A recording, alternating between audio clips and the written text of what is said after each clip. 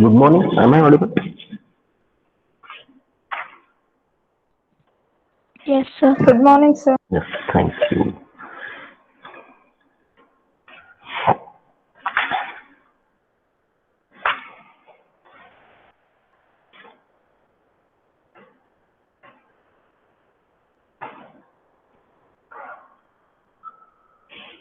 So today we will discuss one problem on activity node.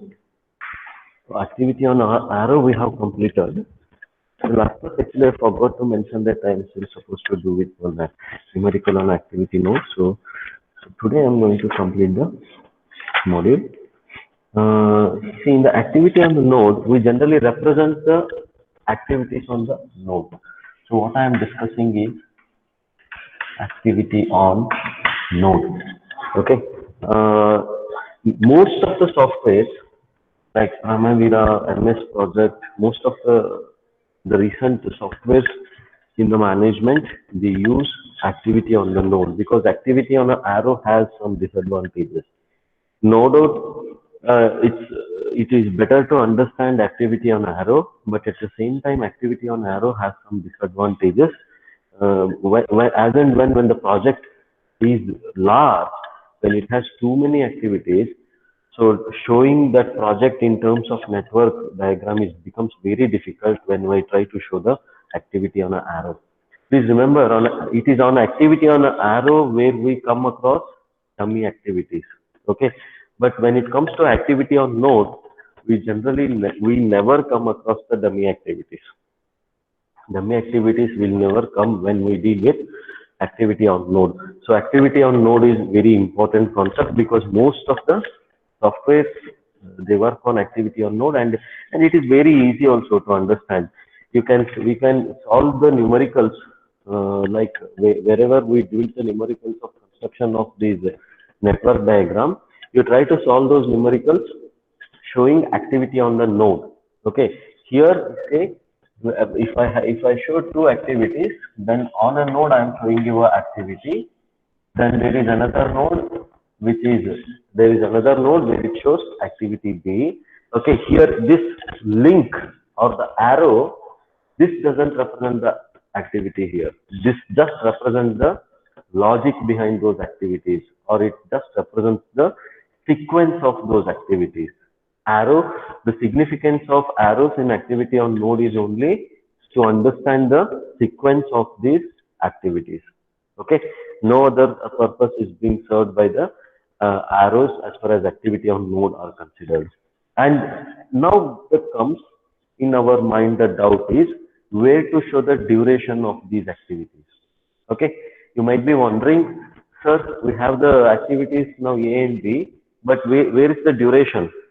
Okay, now please try to understand. Generally, this is my representation of showing duration of the activity. I generally represent the activity like this. Okay, and duration of the particular activity A, I represent it like this. Say 3 days, 3 weeks, 3 months, no matter in what unit it is, and mention it here. It has 3. Now activity B, say 2 is the duration. Now, can you tell me what is the project? What is the total duration of this particular project, which has two activities in series? What's the total duration of the project? Activity A has 3 days. Activity B has 2 days. Okay, they are arranged in sequence. So, what is the duration of the project? 5. Yes. What is the duration of the project? Can you see the board? 5 days. Yes, Okay. sir. Yeah. Activity A has 3 days and activity B has 2 days. Both are arranged in sequence. So what is the duration? What is the duration? What does this project comprises of? How many activities it has? 2. 2 activities. And what is the relation between activities? They are in series, isn't it? Then your project duration will be, it is 3 plus 2, that is 5 days. Okay, in a shown network diagram, your project duration is going to be 5 days. 3 days is for activity A and 2 days is for activity B. Look at this, they are arranged in series. Okay, so 3 plus 2 is going to be 5 days as far as your project duration is considered. Okay. Now we go with one simple numerical where we have tried to show these activities.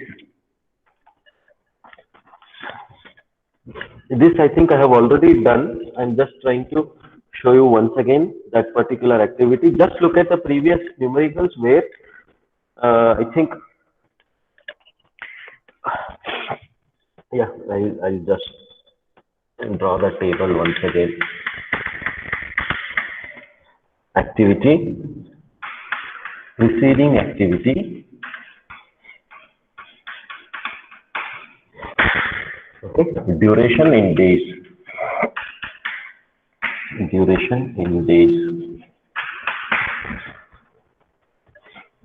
Activity X, Y, C,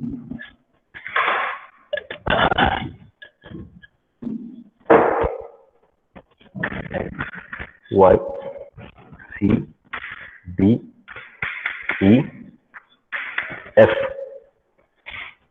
X has no preceding activity. Y has X as preceding activity.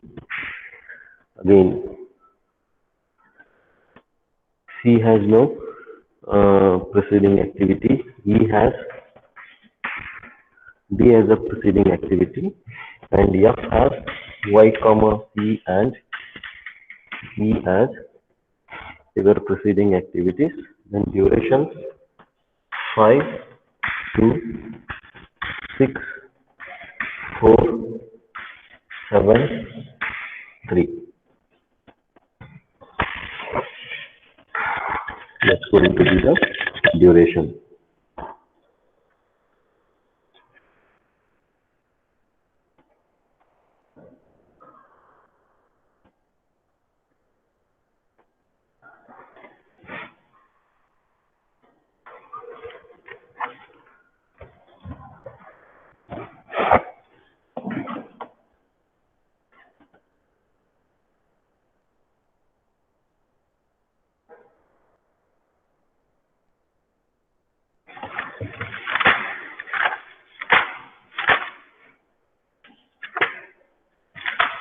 Okay, this numerical is for activity on an arrow because we'll start with, I think it seems we may have to start with 3 activities from the node.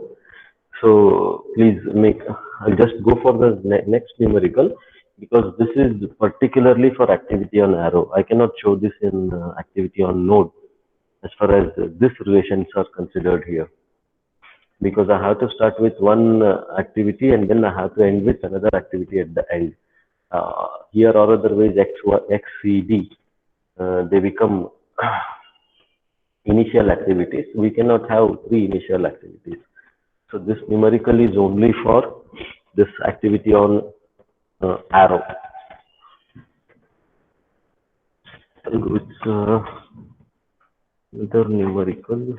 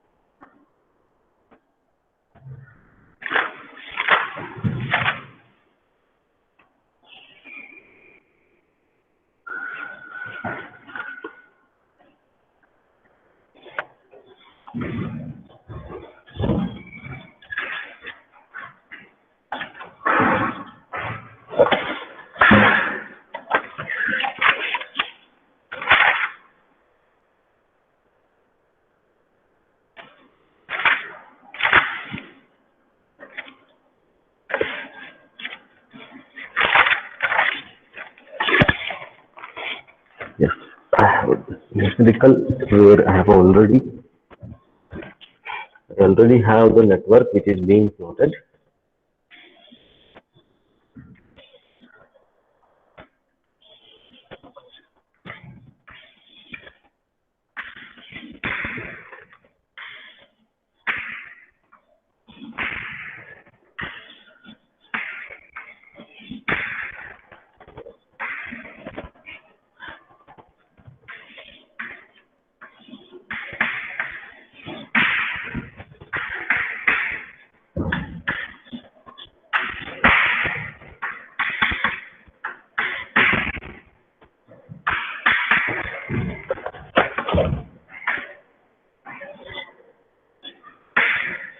Activity A has 2 days, activity B has 4 days duration, activity C has 3 days duration, activity E has 7 days duration, activity D has 6 days duration, and activity F has 3 days as the duration. Okay, now we'll try to understand what different times we can calculate for these events. We'll just try to understand what different types of times, like in critical path method, we calculated EOT and LOT. Okay, earliest occurrence time and latest occurrence time by which these activities could have been completed. Okay, then through this, with the help of those values, we got the critical path, and the critical activities. Now in activity on node, we have activities at these nodal points, and then durations are being mentioned. Okay, there comes another definition. It's called as earliest start time, EST. Okay, it is that particular time of an activity by which it's the starting time of the activity by which how early this activity can start. That is called as earliest starting time of an activity. Okay, at the same time, I come across another time called EFT. It's called as earliest finish time. Earliest starting time, we generally represent it as years. Earliest finish time, we generally represent it as EF. Okay, earliest finish time is that particular time of an activity by how much that activity is going to complete at the earliest possible time without affecting the project duration. Okay, so these two times are your event times again. These two times are your event times for that particular activity. Now remember, these are event times, but I am representing the activity at the events here. Okay, so now what do? I have some, I'm going to draw two lines at every activity here.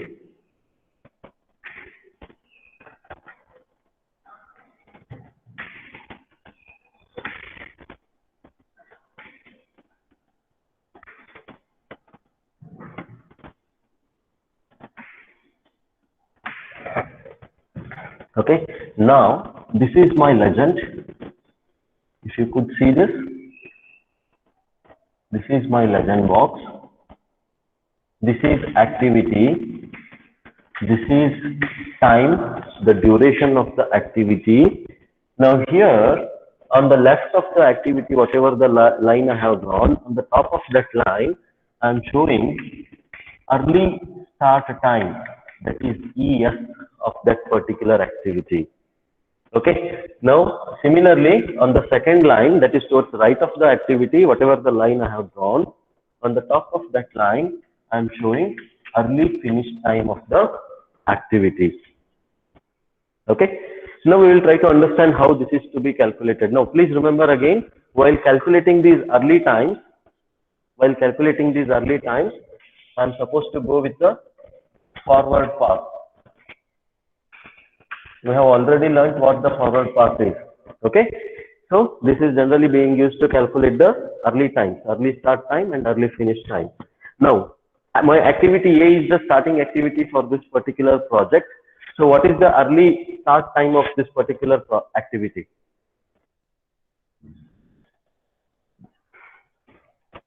What is the start time of this activity? Zero. Zero. First activity starts with a 0. My activity A, it starts with a 0. Any difficulty here? No, sir. So that is my ES. Then what is the early finish time of this activity? If it is starting at 0 time, then for how many days it is going to continue? 2 days. 2 days. So early finish time for this activity for activity A is 2. 1. Agreed? 2. How did I get that? It is this number plus 2. So I got this as 2. Okay. Now look at the relationship. Only after my activity A, your B and C are starting. Is it not that? Okay. Your B and C, they are starting when your activity A is going to complete. When your activity A is completing at the end of the second day, after 2 days. Okay. Then what is the early start time for activity B? It is nothing but the same number. It is nothing but the same number here, 2. Similarly, even your activity C can start at the third day, that is after 2 days here. Okay. So 2 and 2, they are your starting days of the activities B and C. So ಇಲ್ಲಿ 2 ಮುಗಿತು ಇದು next day start ಆಗಬೇಕಲ್ರಿ ಅಂತ ನೀವು ಕೇಳಿದ್ರೆ this is second day. I am considering 0th day as your starting point. So 0th day and first day are the 2 days where I could complete my activity A. Okay, that's how it is. The logic is okay. Now coming to activity B, your activity B, the early start time for activity B is 2. Then what is the early finish time for activity B? 6. 2 plus 4? 6. Very good. Okay. Next, similarly, what is the early finish time for activity C? 5. 2 plus 3? 5. Okay. 2 plus 3? 5. Next, when it comes to your activity D, okay, look at the network diagram. Your activity D is dependent on what?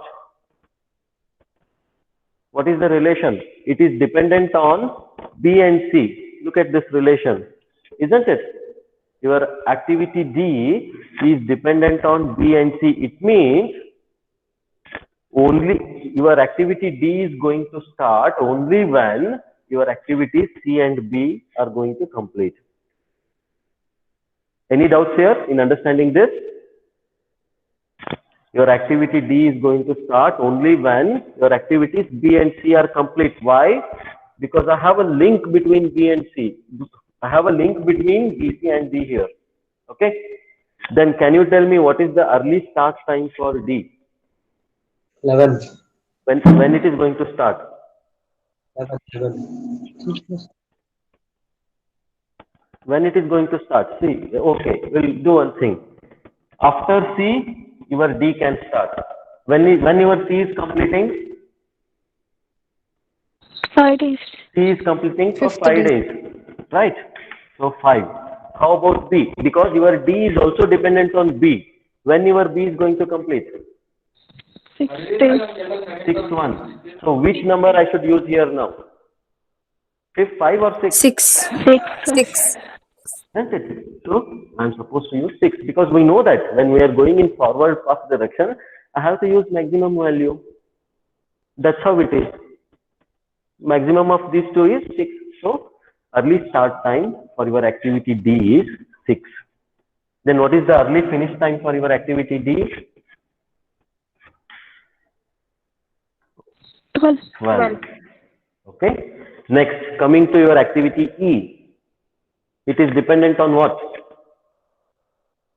Your activity E is dependent solely on your activity 6. So early start time for activity E is 6. Okay. Early start time for your activity E is 6. Then what is the early finish time for the activity E? 13. Okay, 13. 6 plus 7, 13. 13 is your early finish time for the activity E. Now, can you tell me what is going to be early start time for activity F? It is dependent on what? It is dependent on E and D. Okay, which one I should use? Shall I use 12 or I 13. should use 13? 13. Yes, I'm supposed to use 13. Okay, then what is the early finish time for the activity F? 16. 13 plus 16. 3, 16. So what is your project duration here? 16 days. 16 days. Okay, your project duration is 16 days. Okay, there comes now two more definitions or two more times of the activities. They are called as latest finishing time and then latest starting time. Generally, we represent it as LF and LS. LF is, it is the finishing time of any activity by how much late it can finish, provided without affecting the project duration. Okay.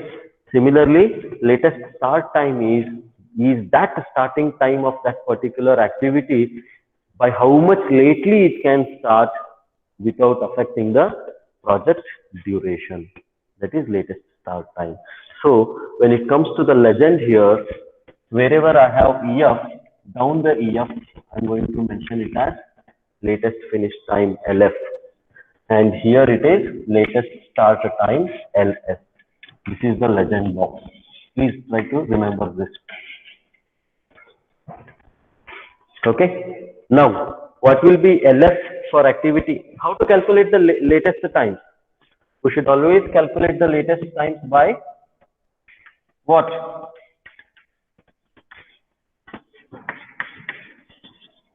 By backward pass. We have to calculate latest finish times by backward pass. Can you see this? Okay, that's yeah. Okay. So we have to calculate our latest finish time by backward pass.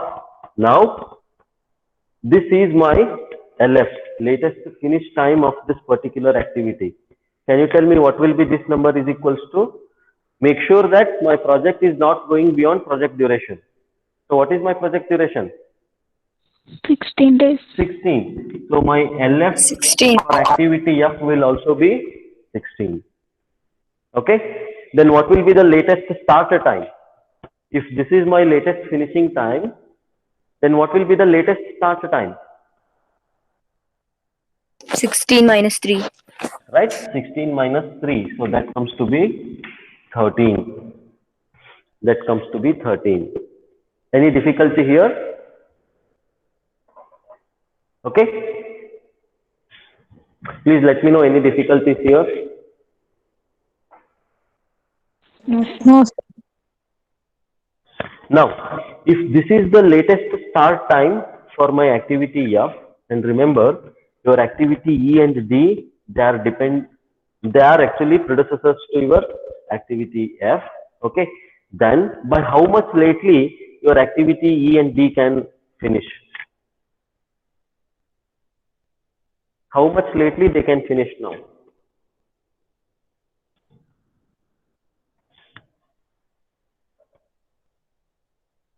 Up to, 13.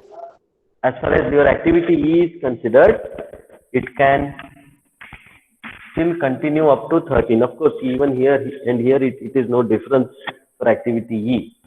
Okay, but when it comes to your activity D, what is the latest finishing time of activity D? 13. It is 13 only. 13. Okay, because whatever the LS I have for this particular activity, that becomes LF for the previous activity. Okay, now coming to activity E, if this is your latest finish time, then what will be the latest starting time? 6. 13 minus 7. It is 13 minus 7, so that happens to be 6. How about here for activity D? 7. 13 minus 6, so this happens to 7. be 7 here. Okay. Any difficulties? Coming to activity B. Now coming to activity B, okay, your E and D, they are related to your activity B. Okay, now can you give me what is latest finish time for activity B? Should I use 6 or should I use 7? 6. 6. 7. Okay, yeah. Which one I am supposed to use, 6 or 7? 6. 6. 6. I have to use 7. 6. No, I have to use 6. Please remember, in backward path, I'm supposed to use the minimum value. If I use the 7 as my LF, okay, then my project duration is going to extend by another 1 day. So I cannot use 7. I'm supposed to use the minimum of your LS of the next activities here. So I have 6 and 7, out of which I'm supposed to use EF as 6 here. Okay, so this becomes 6. 6 minus 4 is 2. That is the latest start time for this particular activity B. Now similarly, when it comes to C, it is straight away. Okay, your D is dependent on C. In the sense, C is the predecessor to activity D. So I have no other route for C here. So I have to use 7 as my late finish time for this activity C. Okay, if this is my LF, then my LS will be 7 minus 3, that is 4. Okay, now when it comes to activity A, which one I have to use? I have 2 and I have 4. 2. 2. So I have to use 2, then 2 minus 2 becomes 0. This becomes 0. Okay. Now look at all the activities where your EF is equals to LS, and look at these conditions.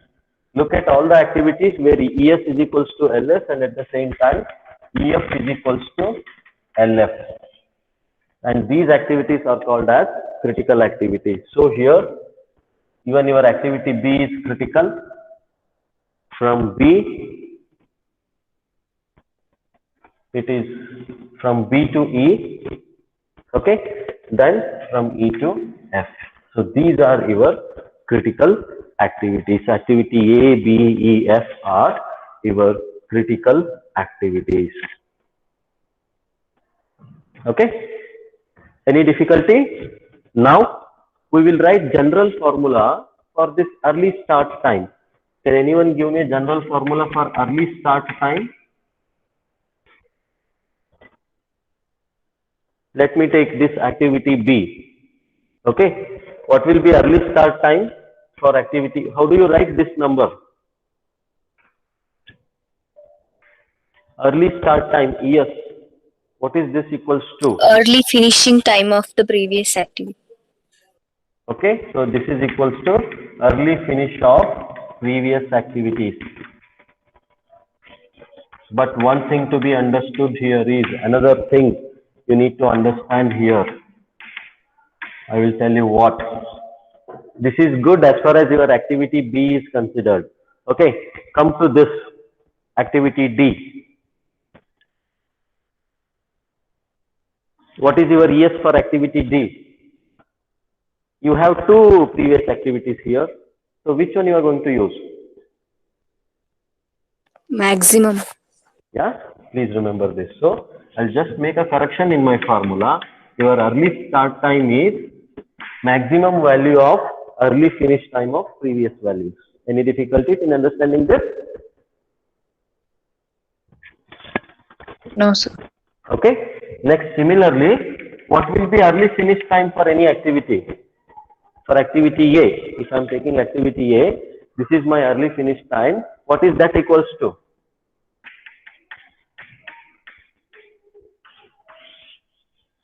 What is that equals to? Early finish time is always equals to early start time of the project plus duration of the, early start time of the activity plus duration of the activity. It's very simple. Even for your activity G, Okay, your early finish time is equals to early start time plus duration of that activity. So it's only simple formula. Early finish time is equals to early start time plus duration of the activity. Any difficulty in understanding this?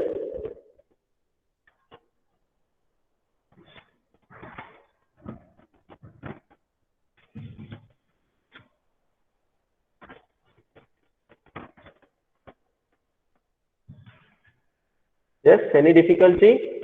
Then how about latest finish time of the activity? How about latest finish time of the activity? For that, you may have to understand this activity B. How do you write this 6 here? How did you write this 6 for activity B? Latest finish time. Minimum value of succeeding. Okay, it's minimum of what? Early. It's minimum of what?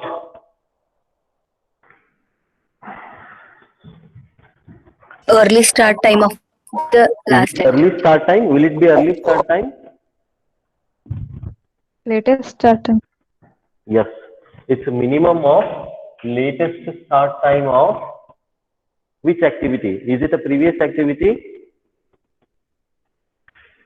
Which type of activity No, it sir. is? Yes. Succeeding activity. Okay. It's for succeeding activity. Okay. So latest finish time for any activity is equals to, what you need to remember is minimum of latest start time of any any succeeding activities. Now what will be latest start time? Say for activity B, what is my latest start time equals to? LF minus duration. LF Latest finish. minus T. LF minus activity duration is going to be my latest start time of this particular activity. So any difficulty in understanding this? Okay, please remember most of the softwares, they work on activity on node concept. Okay, they work on the activity on the node concept, and so mentioning why do they use this particular technique is, look at the formula. I have only 4 formulae. I can straight away write these formulae in terms of algorithms as far as C programming is considered. Okay, this becomes very easy to write C programming if I have this simple 4 relationships.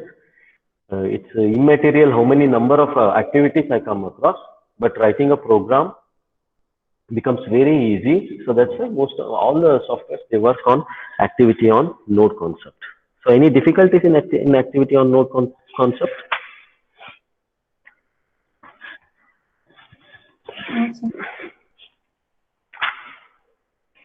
Okay, so I hope you understood about these things, but still there are too many concepts. I may have to talk of critical. I have told you, any activities other than critical or non-critical activities. Okay, we also categorize activities as supercritical, critical and subcritical. But looking at the time constraint for the given module, if I keep on discussing about those things, that they are never ending. They are never ending. So I just want to straight away end this present module here.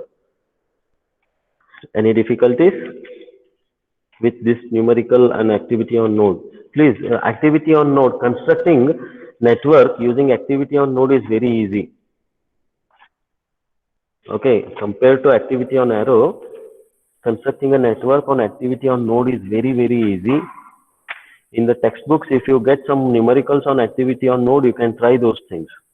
You can construct them quite comfortably within no time.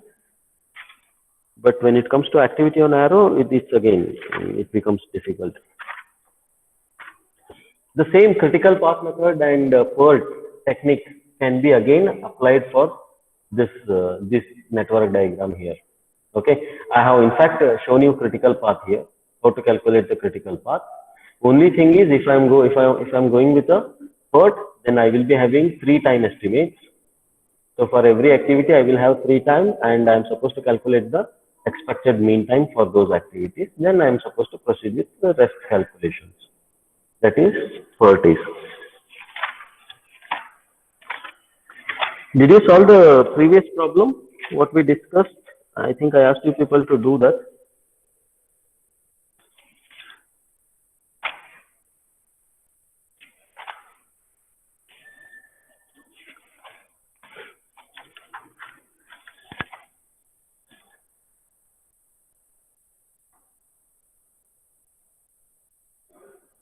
In next class, we will have, in next any of the class, I will take unit test. Okay, your unit test will be on PERT. Okay, on PERT, we will have a unit test. On any of the day, I will be taking a unit test. Maybe tomorrow or day after tomorrow. Please be prepared for unit test. Please have that particular table, the normal distribution table, what I gave you in the last class. So please keep it ready. We will finish off one unit test through online only. Then I will also start with construction equipment in the next class. So we'll discuss what type of equipments, why are they necessary, what type of equipments are required, what myths we generally know, what are the true facts about those machines, which are helpful, which may not, so in what conditions they are helpful. So those things we'll try to understand. What are the categories? Even a tractor is your construction equipment, even a truck is your construction equipment. What all we should know being a civil engineer about those equipments.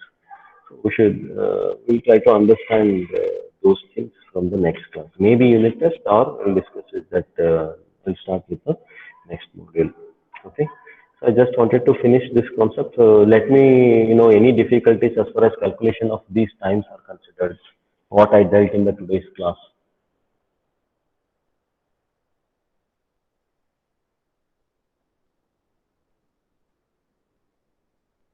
Early start time, early finish time, late finish time, and late start time. Note down those formulae. If you, it may so happen that all of a sudden you may not remember the logic, how we arrived at, how we calculated those times. In that case, just try to remember the formula at least. Okay, it's always better to understand on what logic we calculated these. Okay, if not, try to remember those formulae. What is the formula for early start time for any activity? It's the maximum of early finish time of the previous activities. Same time, early finish time for any activity is early start time plus the project duration. Sorry, duration of that particular activity. Then early finish time is minimum of latest start time of the succeeding activities. Then latest start, sorry, it's for LF, and as far as latest start is, it's LF minus the duration of the project. Another two things to be understood here is your first activity will always start with a 0 point, okay, and your last activity will always end with the whatever the early finish you get, that is nothing but your latest finish time. From that you have to start. Move in forward pass direction, again come back in backward pass direction, calculate these things, that becomes activity on a node. I still remember I have asked you to get the differences between activity on array and activity on node. I am leaving that part to you. Okay, similarly, make the differences between critical path method and PERT. Okay, these two, making the differences between those methods and like CPM and PERT and activity on RM and activity on node, it's left to you. Rest I have completed this module. Okay, so I will end the session. Those who are eligible, please mention your USN in the chat box. Please remember, I am going to consider only eligible students.